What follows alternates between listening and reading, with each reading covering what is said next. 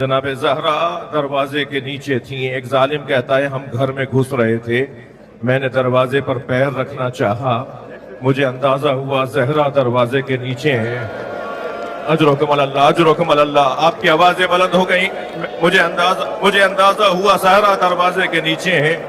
تو میں نے سوچا کہ اس بی بی کا مقام بہت بلند ہے, مگر فوراً بغض علی مجھ پہ غالب آ گیا اور میں نے دروازے پر پیر رکھ دیا. آیت اللہ فضل اللہ کمپانی کہتے ہیں اس دروازے میں لوہے کی کیل تھی. اجرکم اللہ, اجرکم اللہ. جس کیل نے سیدہ کی پسلیوں کو توڑ ڈالا. اجرکم اللہ. تحت نگاہ عزاداروں کا مجمع ہے جسے رونا نہیں آ رہا اپنے مولا سے ایک قطرہ اشک مانگے. مولا بی بی پہ گرنے والا ایک قطرہ اشک میری قبر میں مجھے کام آئے گا. اندر داخل ہوئے. مولا کائنات کو رسیوں میں جکڑ کر لے جایا گیا. پہنچے ہیں. وہ منظر بڑا عجیب تھا جب جناب زہرا نے امام علی علیہ السلام کی کمر میں ایک پٹکا بندھا ہوا تھا. مولا علی کی کمر میں جو پٹکا بندھا تھا اس پٹکے کو جناب زہرا نے اپنے ہاتھوں کی گرفت سے لیا اور سیدہ بی بی سیدہ زہرا مولا علی کے کمر میں بندھے پٹکے کو پکڑے ہوئی تھیں اور چند ظالم مولا کو کھینچ رہے تھے. میں نے ایک بزرگ عالم دین سے سنا کہ بی بی کے پیر زمین پہ خط بنا رہے تھے. ایک شخص نے جناب زہرا کے بازو پر تازیانہ مارا. سیدہ کا ہاتھ چھڑ گیا. آواز دی علی میں نے تمہیں اللہ کے حوالے کیا. اجرکم اللہ, اجرکم اللہ. مولا کائنات کو دربار میں لے جایا گیا. وہاں پہنچنے کے بعد جب سیدہ پہنچی ہیں, سیدہ نے بھلا دیا کہ میرا محسن شہید ہو گیا. سیدہ نے اس بات کو نظر انداز کر دیا کہ میرا بازو زخمی ہے. مگر جب وہاں پہنچی تو کیا دیکھا, مولا کائنات کو لیے بیٹھے ہیں. میری بی بی نے اپنی چادر پہ ہاتھ رکھ کے فرمایا خلو ابو الحسن کو چھوڑ دو ورنہ میں اپنے بال پریشان کر دوں گی.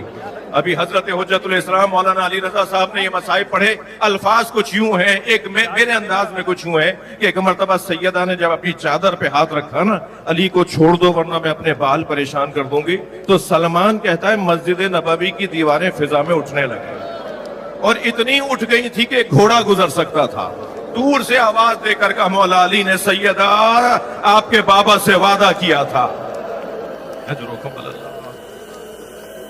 میری بیوی 75 دن زندہ رہی. عزادارو 28 سال کی تھی یا 18 سال کی تھی.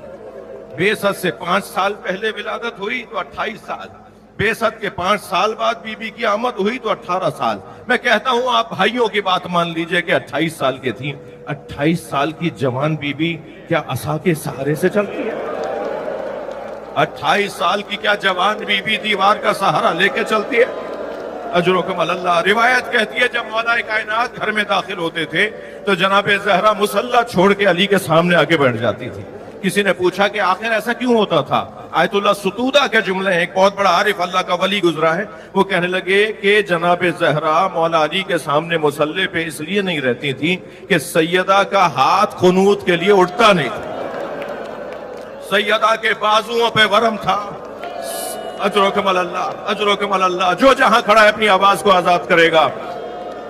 جناب زہرا 75 دن تک, اس واقعے کے بعد 75 دن تک زندہ رہیں, مگر روزانہ جناب زہرا اپنے دنیا سے جانے کی آرزو کرتی رہیں. بی بی نے خطبے ارشاد فرمائے. ایک دن بہت زیادہ طبیعت آپ کی گراں تھی کہ شہزادوں کو جمع کیا. حسن حسین زینب ام کلثوم آؤ میرے قریب آ کے بیٹھ جاؤ. دیکھو چھوٹے بچوں کی دعاؤں کا اپنا اثر ہوتا ہے. اپنے ہاتھ اٹھاؤ, تمہاری ماں دعا کرے گی, تم الہی آمین کہہ دینا. سنیں گے عزادارو, جب جناب زہرا نے دعا کی ہے نا تو بچوں کے چیخنے کی آوازیں بلند ہو گئیں. وہ دعا بتاؤں کیا دعا تھی؟ جیسے اس ننھے ہاتھ بلند ہوئے شہزادوں کے, بی بی دعا کر رہی ہیں, شہزادے الہی آمین کہنے کے لیے ہاتھ اٹھائے ہوئے ہیں. جناب زہرا کی آواز ہے اللہم عجل وفاتی, یا اللہ میری موت کو جلدی بھیج دے. بچوں کے رونے کی آوازیں بلند ہو گئی. اماں ہمیں چھوڑ کے کہاں جا. اجرکم اللہ, اجرکم اللہ. عزادارو جناب زہرا وہ دن بھی آ گیا جس دن فرمایا حسنین جاؤ, جا کے نانا کے مزار پر میرے لیے دعا کرو. شہزادے گئے ہیں نانا کے مزار پر. تو جیسے ہی شہزادے پہنچے نا تو جناب رسالت مآب کی قبر سے آواز آ رہی تھی زہرا کے یتیم آ گئے. فوراً دوڑے ہیں گھر کی جانب. جناب فضہ نے جناب ام سلمہ نے جناب فضہ نے آگے بڑھ کر کہا شہزادو کھانا کھا لو.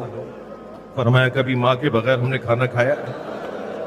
کہ آج ماں کے بغیر کھانا کھا لو اما. اس سے پہلے کبھی ایسا نہیں ہوا کہ ایک مرتبہ دونوں شہزادے جب حجرے میں گئے ہیں تو کیا دیکھا؟ ماں کی روح پرواز ہو چکی.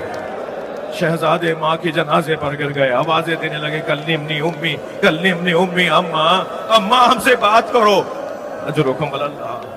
ادھر مولا کائنات گھر میں داخل ہوئے, میرے مولا نے سر سے امامہ پھینک دیا. اور سنیں گے زادارو, گھر کے اندر گزرتے ہوئے چند مرتبہ گرے ہیں اور پھر علی اٹھے ہیں.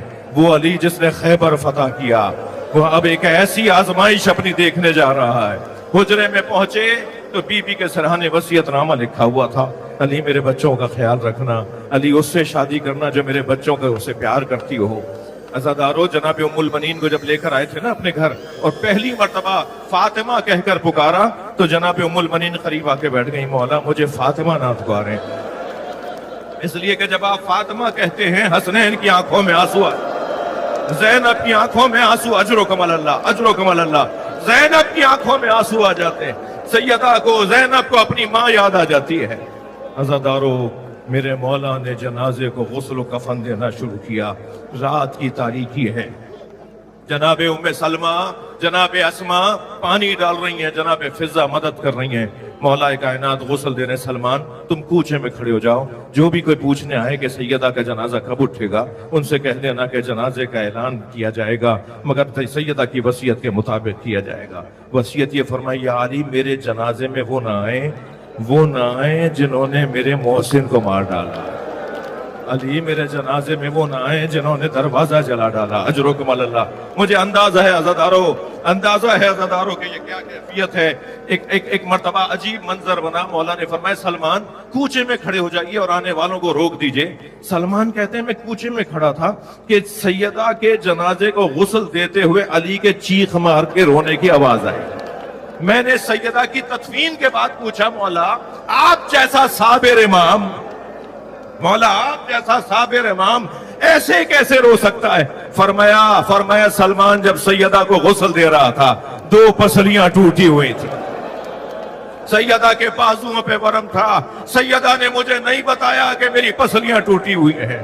جنازہ آمادہ ہوا. حسنین دیکھو تمہاری ماں کی وصیت ہے کہ کوئی جنازے میں شریک نہ ہو. میرے بچوں دیکھو رونے کی آوازیں بلند ہوں گی تو محلے والے جنازے میں آ جائیں گے. سنیں گے عزادارو, حسنین آستینوں کو دانتوں میں دبا کے رو رہے تھے. جنازہ آمادہ ہوا. زینب آؤ اپنی ماں کا آخری دیدار کرو, حسن حسین آؤ اپنی ماں کا آخری دیدار کرو. عزادارو بچے آگے بڑھ کر ماں سے لپٹ گئے مگر دور کھڑے حسین نے آواز دی بابا. جب کبھی ماں کے قریب جاتا تھا میری ماں دونوں ہاتھوں کو پھیلا کے بڑے سینے لگاتی تھی. بابا آج حسین یتیم ہو گیا. ایک مرتبہ یہ جملہ سننا تھا کہ دونوں ہاتھ کفن سے برآمد ہوئے. سیدہ نے دونوں ہاتھ پھیلا دیے, امام حسین ماں کی سینے سے جا کے لگے. سیدہ نے دونوں ہاتھ امام حسین کے پشت پہ رکھ لیے جیسے کوئی گلے مل کے رو رہا ہو.